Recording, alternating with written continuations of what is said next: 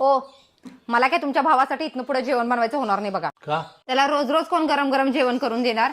हे बघा, एकतर त्याला सांगा माझ्या घरात काही जेवण मिळणार नाही आणि हॉटेलमध्ये जेवण येत जा म्हणून. असं का बोललास तू? अरे का तुझी बोललेस ना तेवढं सोपं नाहीये.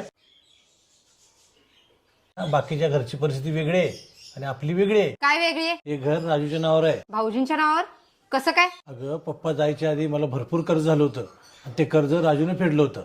म्हणून पप्पा जायच्या आधी ही प्रॉपर्टी हे घर सगळं राजूच्या नावावर करून गेले. भाऊजींच्या नावावर केलंय? मग काय करायचं आता आपण? काय करायचं म्हणजे आता फक्त त्याची काळजी घ्यायची, गोड बोलायचं आणि त्याला जपायचं, एवढंच करायचंय. हा, बरोबर बोलालेत तुम्ही. भाऊजी, तुमचं काम झालं की सांगा, मी लगेच जेवायला वाढायला घेते. म्हणजे तुम्हाला गरम गरम जेवायला मिळेल. हा ठीक आहे वहिनी. आवरलात की सांगा मला. राम, तू वहिनीला का खोटं बोललास? हे घर हे प्रॉपर्टी माझ्या नावावर नाही म्हणून. अरे राजू, कसं आहे माहितीये का, या बायकांना कधी जाणतं द्यायचं नाही.